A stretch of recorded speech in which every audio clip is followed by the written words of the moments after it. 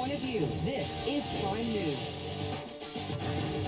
Welcome once again. I'm Michael Anos. This is Prime News. First up, Melissa Huckaby, a former Sunday school teacher, a mom, pleaded guilty today in a California courtroom. She's charged with the murder, kidnapping, and rape of 8-year-old Sandra Cantu. She was looking at the death penalty. Now she faces life in prison.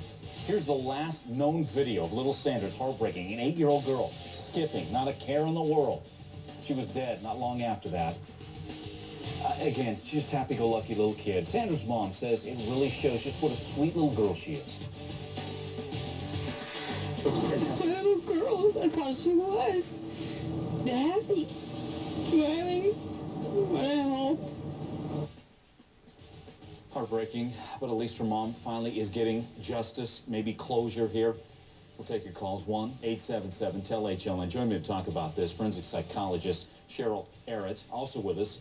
Prosecutor Stacey Honowitz and Justin Lafferty with us as well. Reporter Tracy Press in the courtroom today. And Stacey, let me start with you. Were you surprised at the plea today? No, I'm not surprised. You know, in many cases like this, once they take death off the table, certainly it is an incentive to plead. And I think probably the evidence was stacked against her, and her attorneys knew it. There was DNA evidence. They had certain statements. They had witness statements. They had enough to say, if we go forward, she will be convicted. So I think once, like I said, the prosecutor said, we will take death off the table, the plea to life, or looking at life, was really not a big surprise. Justin, were you surprised, and what was the reaction in the courtroom? Yeah, well, we were a little bit surprised. I mean, some other reporters there, we weren't expecting a plea today. So when she did change her plea to guilty, we were a little surprised. I mean, there wasn't a huge reaction right there in the courtroom.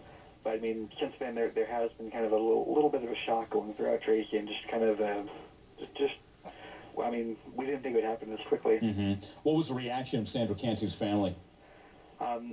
According to a gag order, we still cannot talk to the family, but I mean, some members were there. I mean, after the hearing in the courtroom, some of them were crying.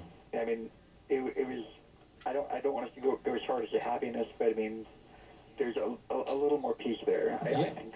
No, I think that's a good point. Let's bring in Cheryl Arrett for that. Cheryl, what emotions do you think the family's going through? Is Justin saying there that there are some tears? We heard there was some hugging going on outside the courthouse. Is this closure today? I'm not sure that it's closure. I know the family must be devastated, but I think that things are moving forward, and this is going to definitely make things go more smoothly in regards to the case. I think it was probably strategic that she changed her plea from guilty to not guilty. And as far as the family and what they're going through in the grieving process, is it a good thing they don't have to sit through a trial and listen to the details and see the pictures and such? Absolutely. I think that really causes secondary victimization, and it can really be very upsetting. So this is definitely going to move things along now that she's pled guilty.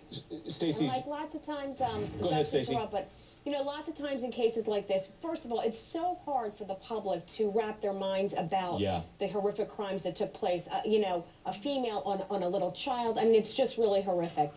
But you have to remember one thing. When she walked into the courtroom today, the prosecutors had previously discussed this with the family. This wasn't just an out of the blue. She decided one day to stand up and say, I'm going to plead guilty. They had to discuss with the family that they were going to take death off the table as an incentive to get her to plea. And certainly what your psychologist, your panelist said is 100% right.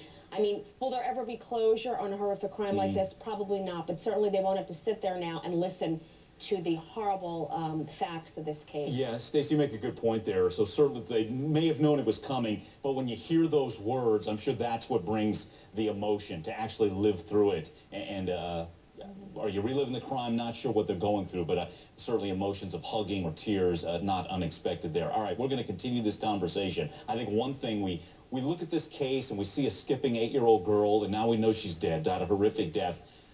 What do we need to do as a people so this does not happen again? We'll talk about that. Your thoughts, your comments, always welcome. The phone number 1-877-TEL-HLN. Section 191.